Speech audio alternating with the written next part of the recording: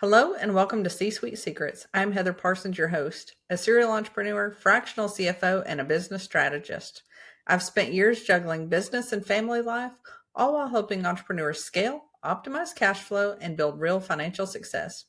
On our show, we bring you real conversations with founders, executives, and operators about what actually moves the needle in their business. No fluff, no filler, just smart strategy, systems that work, and insights that you can put to use in your business right away. With that, let's dive right in. Today, our guest is me. Today, I'm going to jump into the top 5 questions that I get asked on a regular basis and cover some of the things that are trendy in the news today. To kick us off, the very first thing that I want to talk about is interest rates. I hear a lot of hype about it, and I get a lot of business owners asking me what to do as the rates change. For me, the top answer that I always give is nothing. You should not base your business on what's going on with the interest rates or with the economy for the most part. As we see things change and pricing fluctuate and other things like that, that's when we need to really look at our business strategy overall, not just make these reactive large swings in our business. Whenever we see uncertainty in the market or rates are adjusting, we need to dig back out our business plan. What are we doing and why? What are we looking to do with our business? Is it a good time to maybe refinance some debt? Is it a good time to maybe take out an SBA loan at a lower rate so that we can focus on those priorities in our business? Those are the things that I really want entrepreneurs to focus on, not just making a reactive decision because rates are changing. As we see economic uncertainty, another thing that I really want folks to lean in on is, what do your cash reserves look like? Are you doing your cash flow forecasting? Do you know how much money you have? And what's your runway look like with that? Whenever you answer those questions, you give yourself the opportunity to make some strategic decisions early on, rather than waiting until the market makes a true shift and then you're trying to figure out what to do next. So we want to always be conscious of the market, but we don't necessarily want to make these big judgments and wild swings as these things are going on. Question number 2 that I'd like to answer is around banks and underwriting. A lot of founders want to know how they can prepare for lines of credit, SBA loans, and all that good stuff. One of the top things that you can do to look attractive to a bank is to have your books in order. Make sure that you have 24 months of a solid P&L, balance sheet, and a cash flow statement. If you don't know what those are, shoot me a message and I'll be glad to help you with that. You want to make sure that you also have a very buttoned up aging report. What invoices do you have outstanding? What contracts do you have in place? And then what are you expecting from a payment perspective? Once banks have that information along with, what you're going to be using for collateral, it's really easy for them to then dive into your business case to say, is this a good fit for what we're lending on? How can we help this person reach their goals? And are they a good fit for us? And sometimes, I think about having banking relationships with people I do real estate deals with. Sometimes working in multifamily, they love it. They like the stability of it. They like all the things. And sometimes they may be looking to lend on something else. It doesn't mean that it's a bad banking relationship. It may mean that you just need to have a different relationship with somebody who has more of an appetite for what you're doing at the time.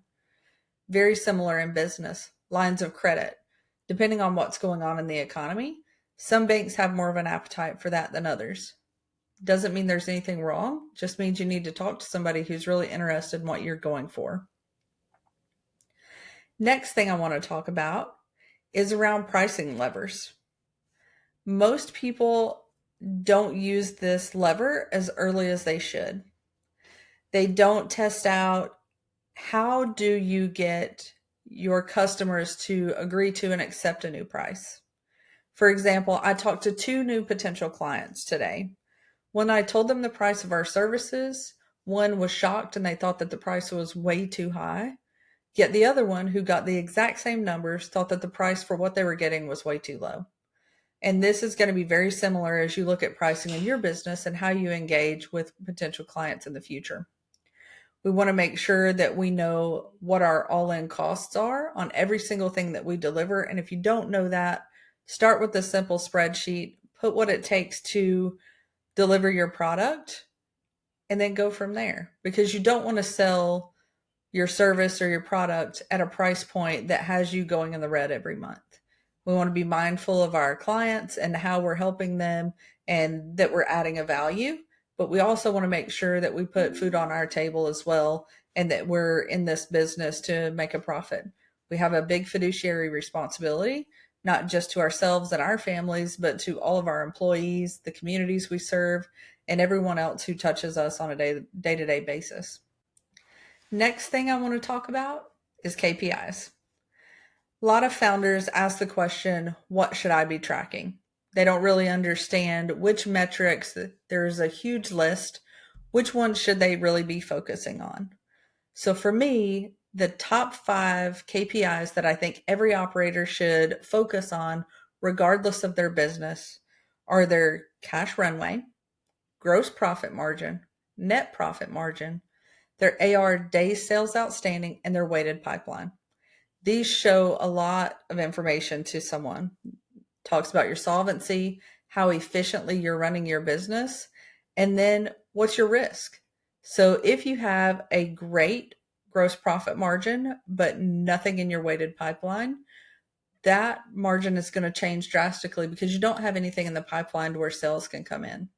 Similar for your cash flow runway. You want to know, if things stay steady, how long can you operate? If that answer is next to nothing, then that's a big red flag anytime you're looking at investors, bankability, or just in general, making long-term decisions in your business. You want to make sure you get those 5 KPIs buttoned up and well understood, whether you do anything else or not. Number 4, the next question I get all the time is around debt. And how do we decide if we're going to pay down debt, we're going to invest in growth? What do we do with this money as it comes in the door? The real answer is, it depends. So I know that's a true accounting attorney type answer, but it really does matter what your business plan is. We don't want money to be sitting on the sidelines, but we also want to make sure that whatever money that we have, it's out working for us. So for me personally, if I can take that same amount of money that I would use to pay down debt and get it reinvested in something that is going to bring in more money than the debt payment, I always invest it. Not that I don't want to pay down that debt, but I want to have vehicles out there that are driving around, picking up cash and bringing it back to me, rather than taking all the risk away. I want to make sure that I manage that risk and I don't have too much debt sitting out there. But if I have an opportunity to make cash versus have less debt, I'm always going to make more cash, because you usually get the cash that you invested back at a later point. So you're taking the money that you have today and you're increasing it overall. Number 5. This is a question that I get a lot, and I love digging into this. I could go into this for days and days, but I'm going to try to keep it short.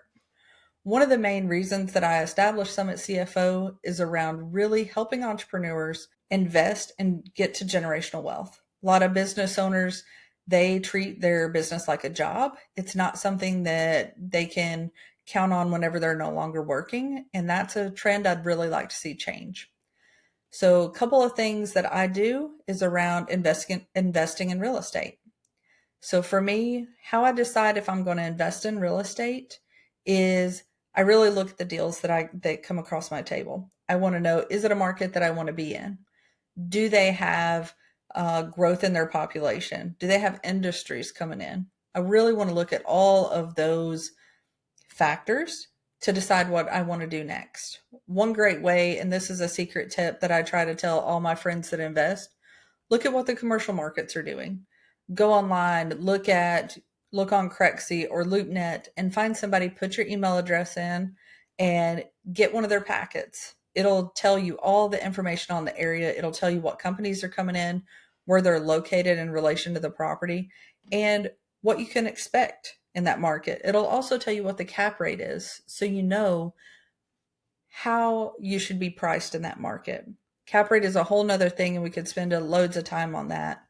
But in general, if it makes sense, and it's a market that I want to be in, then I go into looking at things like, what's my DSCR rate? Does it fit my buy box? And that's going to be a little bit different for everybody. So it's really hard to get a loan on anything that's less than a 1.25. Most banks don't want to do it.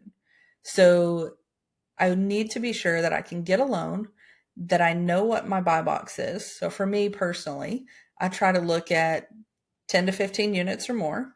I want it to be a B to, at worst, C class property that has the potential to be improved. I want to make sure that I have an opportunity to make money both as we rehab that property and as we have cash flow that's coming in.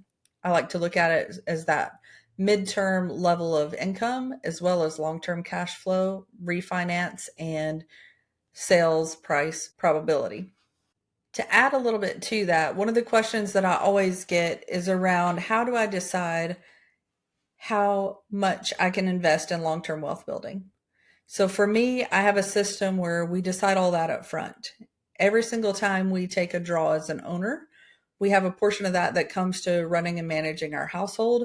And then we also have another account that gets this long-term investment money. We set it on autopilot and forget it. If we say, hey, we are only going to take 40% out of the business, whatever is net. So 20 to 30% of that will come home to me, and then the rest will be in my long-term investment account. And this is where you have to decide what's your lifestyle and what's it worth to be able to get to that long-term wealth and reinvestment perspective. Most of the time, whenever it comes to investing in real estate, I don't necessarily want to use a lot of my money on those deals. However, most people who are going to invest in a deal with me want to see me have at least a little bit of skin in the game, and they're going to want me to put a certain percentage in as well. So I need to be ready and prepared for that. So regardless of if I hit my criteria on a property, I also need to be able to bring some cash to the table and make sure I have reserves just in case we run into an issue. Because the last thing I want to do is do a capital call and require my investors to bring more to the table. Last but not least, I do want to answer the same question that I ask all my other entrepreneurs that are on the show. So, one secret that I wish I would have known starting out as an entrepreneur is that this is not a solo sport. The more you can build out your network, the more you can talk to other people, and the more you can get just general advice and information, the better off you'll be. I think building out your advisory board early on is huge. Make sure you have a business attorney. Make sure you have somebody who's really good at tax planning, not just tax filing, but tax planning. Make sure you have your CFO. All of these seats are so important. Somebody to help with technology. Anything that you could imagine being on a board for a publicly held company, you need a smaller scaled down version of that for your small to medium sized business. These are the people that will make a difference between how you move forward and how you scale, and if you stay stagnant where you are today. Well, any other questions, please feel free to shoot them my way and I'll be glad to answer them. Thank you all for listening to C-Suite Secrets. I hope you found today's conversation valuable, and I would love it. It would mean the world to me if you would hit that like and follow button. And if you know an entrepreneur in business, please feel free to shoot this their way as well. And if you want more tips on how to grow your business between episodes, join us on C-Suite Insiders Group on Facebook. And until next time, remember, you don't have to do this alone.